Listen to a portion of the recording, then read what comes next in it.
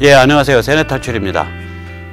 지금 뭐 미국의 국방장관 대행이죠. 셰나헌이 와가지고 문재인을 한번 이렇게 좀 뭐라 그럴까 좀 밟아 누르니까 바로 깨갱하면서 뭐 그 철도니 뭐 가스니 뭐 남북 경협이니 이거 일방적으로 하겠다는 거 바로 뒤로 바로 물렀습니다. 예. 그럴 것 같으면은 뭐하러 처음에 그런 얘기를 하는지 모르겠어요. 이 사람들 아주 망상의 수준이, 그러니까 우리 예를 들어서 우리나라에 2018년에 미국의 LNG, 미국산 LNG가 들어온 배가 한 70척 돼요. 그런데 이거를 그 러시아 가스 파이프라인을 놓겠다. 이거는 국제 에너지 안보 전략이나 국제 에너지 질서에서 거의 금기거든요.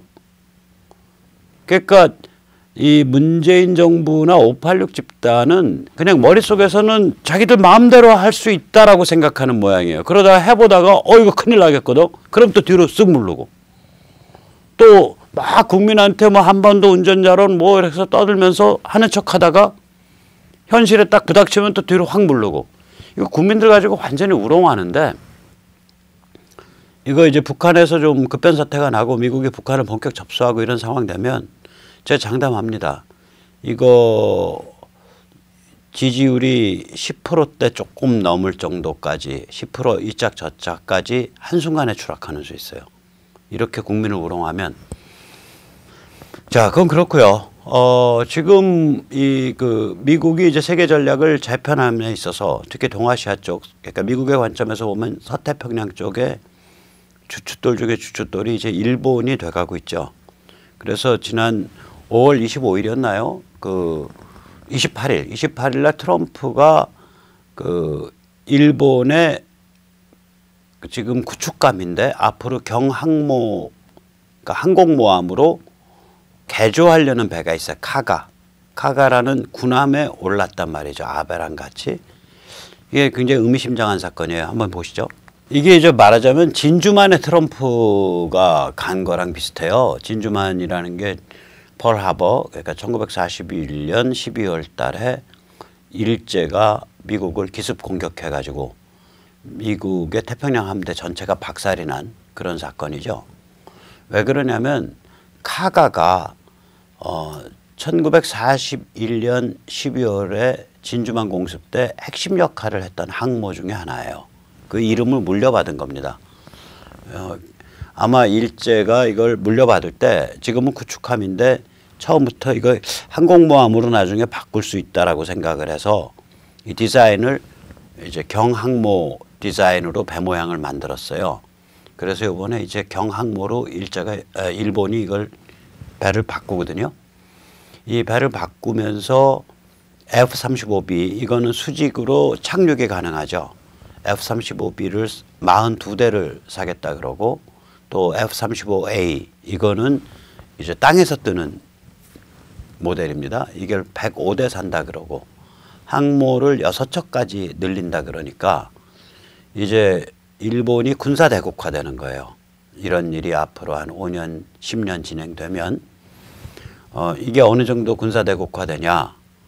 일단 최근에 러시아의 항공모함이 딱 한 대 있었는데 이게 수리하러 들어가면 이제 드라이덕에 들어가거든요. 드라이덕이라는 건 이제 건조덕이죠. 건조식 덕인데 이제 배가 덕 안에 들어가면 간문이 내리고 그다음 바닷물을 쫙 빼갖고 배 밑바닥까지가 다 드러나게 한 상태에서 배를 수리한단 말이에요. 그러니까 드라이덕에 집어넣고서 배를 수리를 하려고 했는지 뭐 옆을 뜯어내고 난리를 피고 있는데 물이 차버렸어요. 덕에. 간문이 고장이 나서. 러시아는 지금 항모가 없습니다. 중국은 러시아의 항모를 하나 한 10여 년 전에 수입해가지고 만지작만지작해서 개비해서 간신히 하나 돌아다니는 게 랴오닝이라는 항모가 하나 돌아다니고요. 2대가 더 계획돼서 지금 만드는 중이고요. 그러니까 중국의 계획대로 다 만들어도 항모가 3척밖에 안 돼요. 근데 일본은 항모를 6척까지 급속하게 확장하면서 여기에다가 무시무시한 미제 스텔스 수직 착륙이 가능한 F-35B를 싣겠다고 하는 거고, 미국은 이에 맞춰서 일본에 파는 F-35 모델에 미국 쪽과 완전히 연동해서 작동할 수 있는 소프트웨어를 탑재하겠다는 거거든요. 그러니까 이거는 일본의 군사대국화와 그다음에 일본 군사력과 미국 군사력의 아주 전략적인 밀접한 그 결합, 이 두 개가 같이 일어나는 사건이에요. 그래서 중국이 이번에 트럼프의 카가오 승선에 대해서 펄쩍 뛰면서 반응을 했죠. 선을 넘었다. 동아시아 군비 경쟁이 시작된 것이다. 글쎄요, 펄쩍 뛰면서 하든 말든 일은 갈 대로 가는 겁니다. 이 카가오 얘기가 나왔으니까 옛날 그러니까 세계 제2차 세계대전 때 그러니까 태평양 전쟁에서 그 진주만을 공습했을 때 카가오 모습을 한번 보죠. 지금 카가오가 아니고 이런 모습입니다. 한번 보시면은 그때는 이렇게 이게 갑판이 3층인가로 돼 있어요. 그래서 맨 위가 완전히 활주 갑판이고요. 이 배가 아래에 있다가 위로 자꾸 올라가고 이런 타입의 모양입니다. 그래서 그때 비행기를 엄청 싣고 가서 이 진주만 때릴 때 아주 핵심적인 역할을 했던 그런 배입니다. 이 배가 카가오가.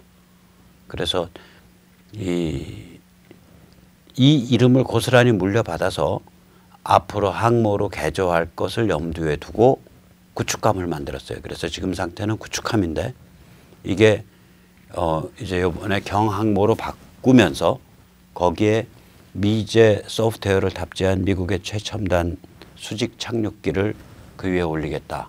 그리고 이러한 항모를 앞으로 6척까지 늘리겠다. 이게 이제 일제의 계획입니다. 참고로 전 세계에서 항모를 가장 잘 운영했던 나라 중에 하나가 일제입니다. 일제가 그 2차 세계대전 태평양 전쟁 때 운영했던 항모가 10몇 척이 될 거예요. 그러니까 굉장히 활발하게 운영했던 그 역사가 있고요. 이런 식으로 해군을 중심으로 해서 군사 대국화되면 해군과 공군을 중심으로 군사 대국화되면 글쎄요. 중국도 무지하게 겁날 것 같은데요. 이제 뭐 생각구나 남사군도 이런 데서 함부로 도발 못하게 될 것 같습니다. 그 다음에 이제 우리가 이제 이런 상황이 오고 있기 때문에 그 한국인과 일본인 그 다음에 한국과 일본 이게 어떻게 가야 되나 저는 굉장히 혈맹 관계로 발전해야 된다고 생각을 합니다. 이거는 역사가 굉장히 깊어요. 한국인과 일본인 사이에 그 인연이라는 거는 역사가 무지하게 깊습니다. 한번 오늘 그걸 잠깐 더 살펴보죠. 이 동아시아 서태평양의 운명은 앞으로 한국과 일본이 결정하게 될 겁니다. 왜 그러냐면 중국은 이번 변화를 겪으면서 자기가 원래 있어야 됐던 자리 비패권 넌 리더 그러니까 지도자가 아닌 나라 패권을 추구하지 않는 그런 대규모 경제권 그게 원래 중국이 그렇게 하면 번영을 해요.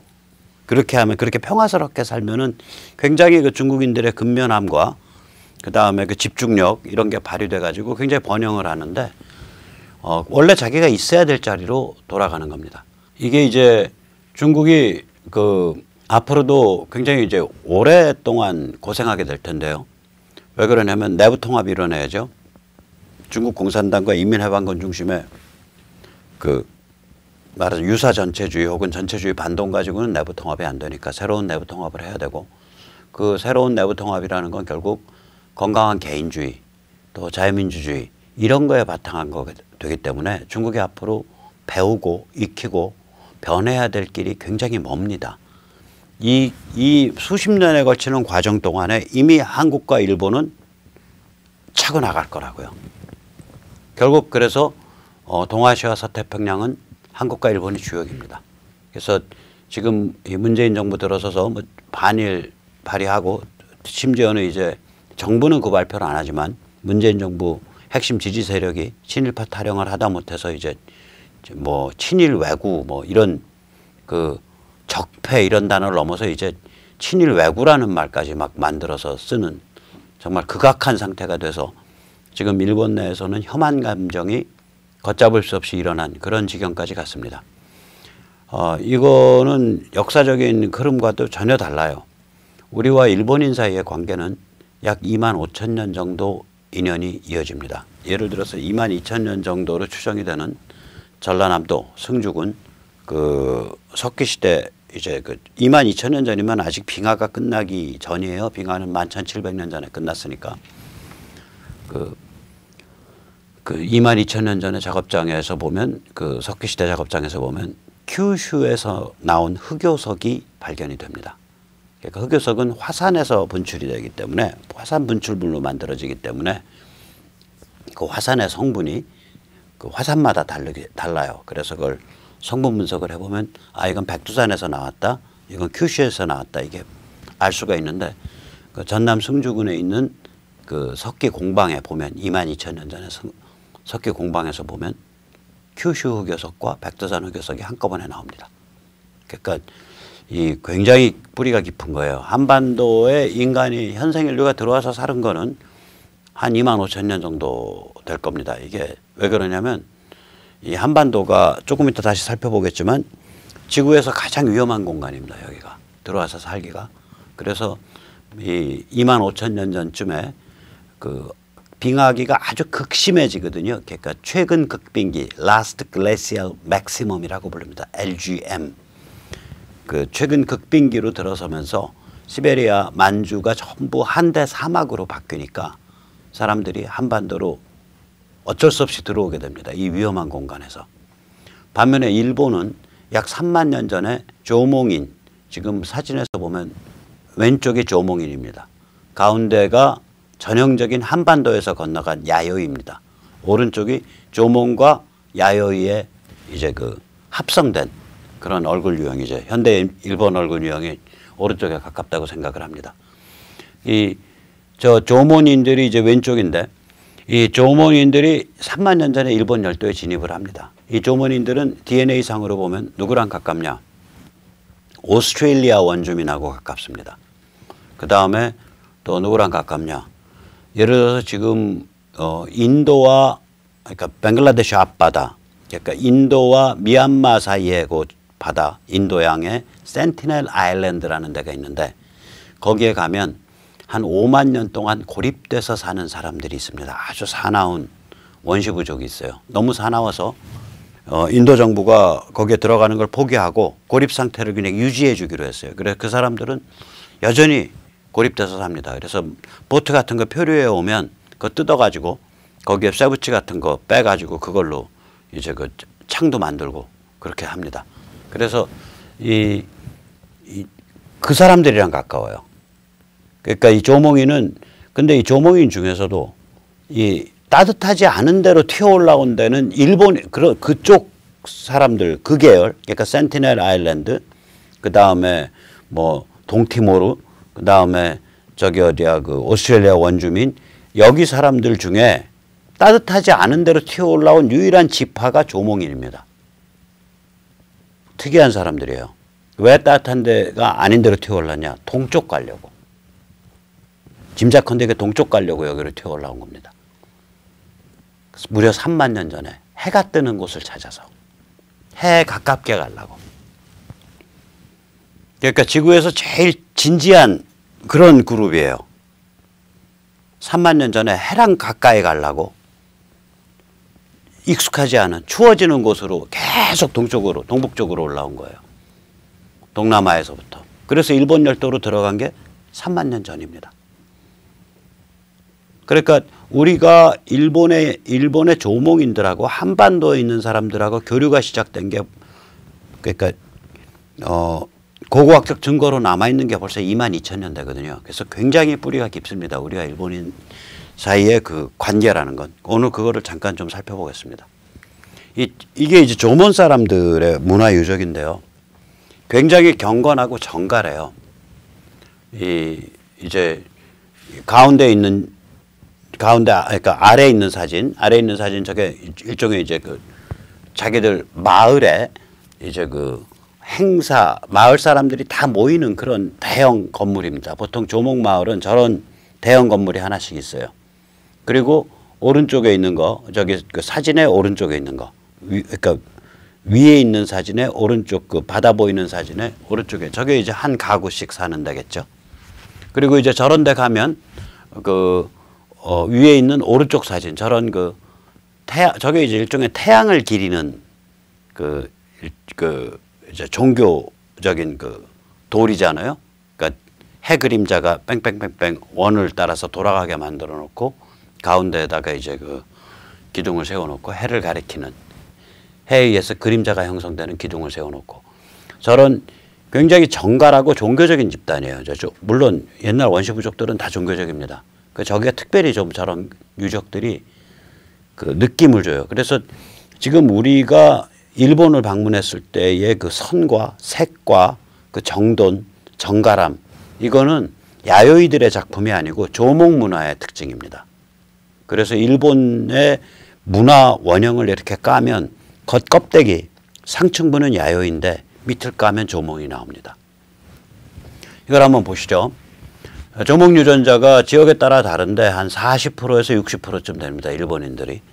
한번 더 좀 보면 이게 이제 빙하 시대 때 그러니까 11,700년 전까지의 땅입니다. 지금 이 한반도를 중심으로 해서 저기 이렇게 그 벽돌색으로 선이 그려지죠. 그때는 바다가 한 130m, 140m 낮았기 때문에 그러면 130m, 140m 바다 속의 그 지형 그 등고선은 어떻게 알았냐?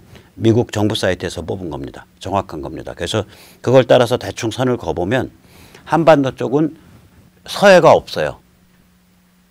서해가 없고 제가 저기 보면 페마존이라고 제가 붙인 이름입니다. 제가 언젠가 이 책에 한번 쓰려고 하는데 페마존 그러니까 파리스트 FE 아마존 페마존이라는 거대한 함류 강이 흐릅니다. 생각을 해보세요. 황하도 저기로 모여.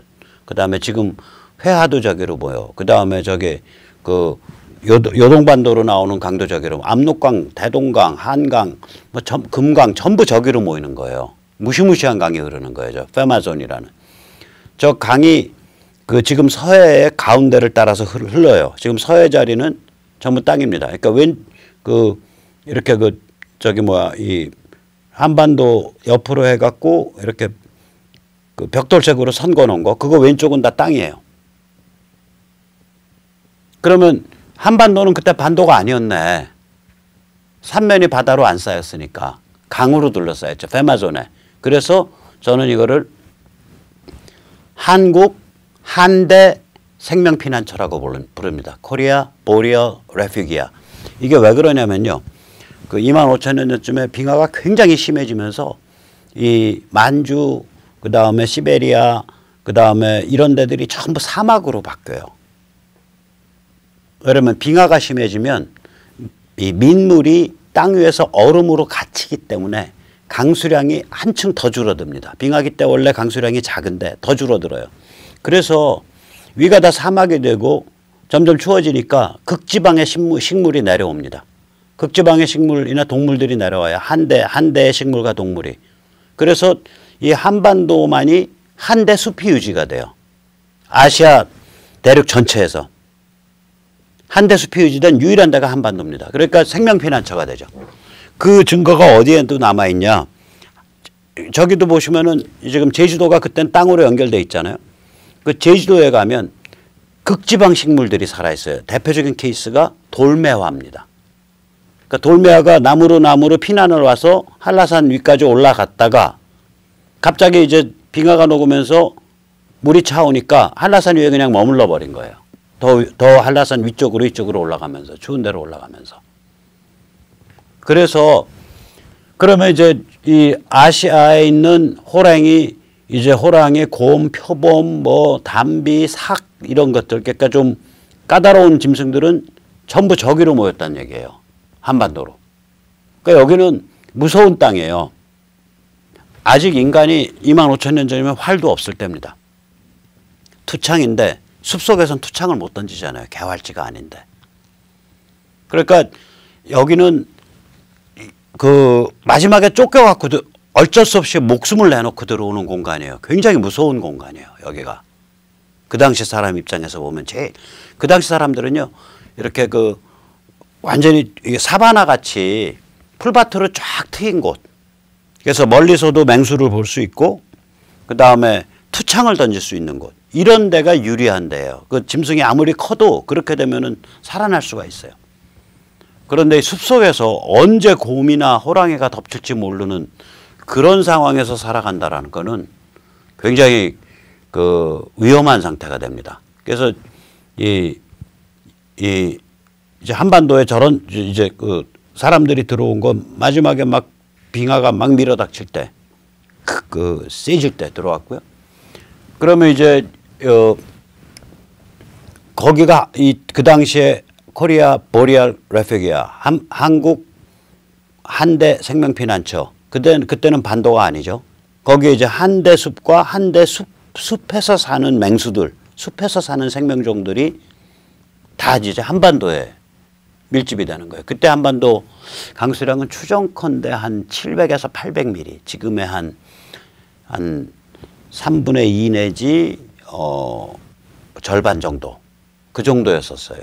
그러니까 이제 한대 숲이 가능해지죠. 그리고 그 당시에 동해는 지금 여기 이제 일본을 보세요. 일본을 보시면 일본에 바닷물이 쭉 들어가니까 저기 스시마까지가 일본 열도랑 연결이 돼요. 그리고 큐슈와 혼슈와 시고쿠가 한 뭉치로 뭉쳐요.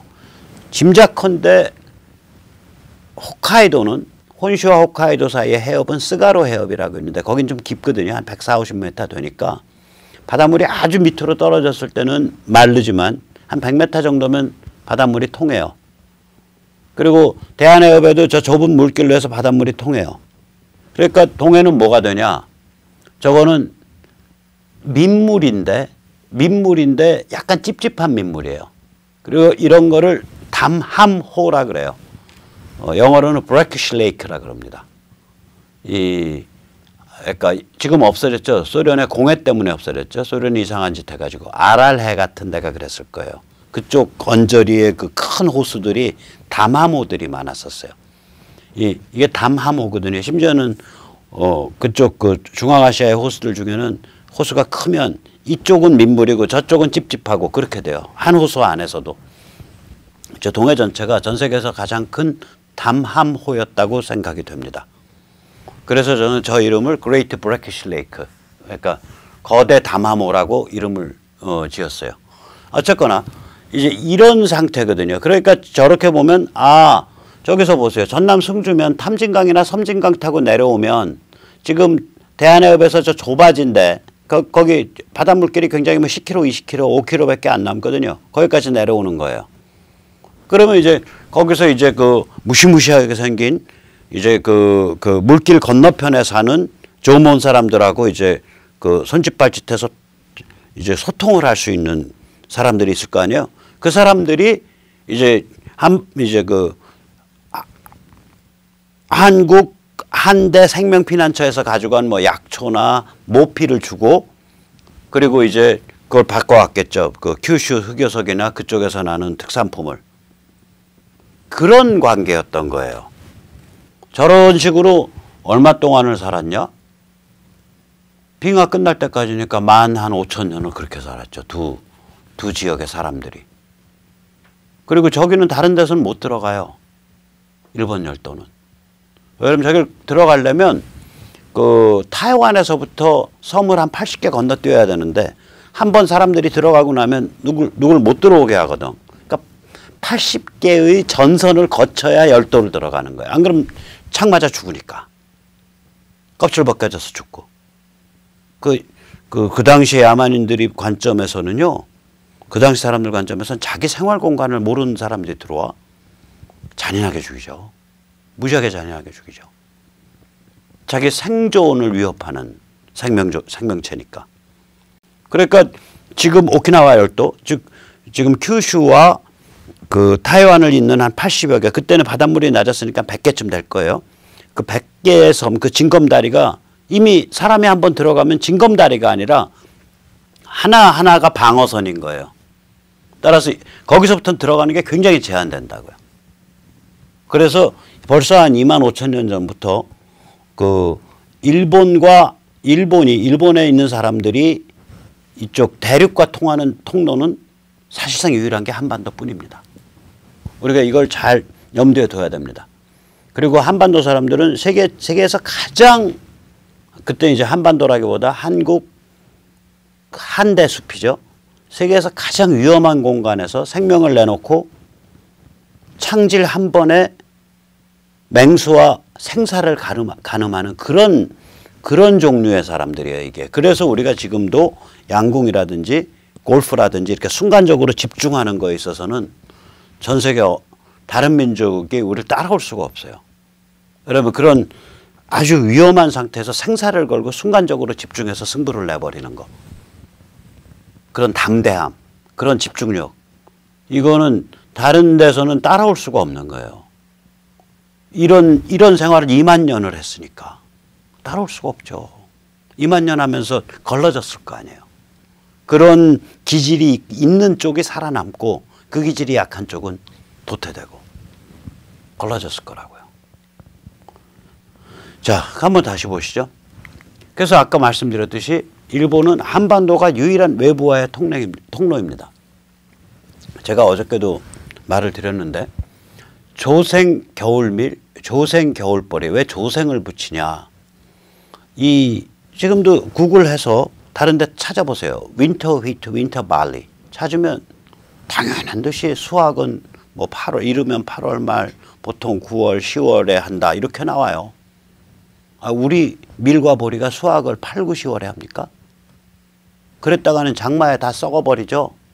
우리는 6월 15일, 뭐 6월 20일 이 정도까지가 맥스예요. 6월 15일 정도가. 거기가 맥스입니다, 우리는. 벌써 남부에서는 장마전선이 6월 15일이면 이른 장마 같은 벌써 덮쳤는데. 그러니까 장마 오기 전에 끝내야 되거든.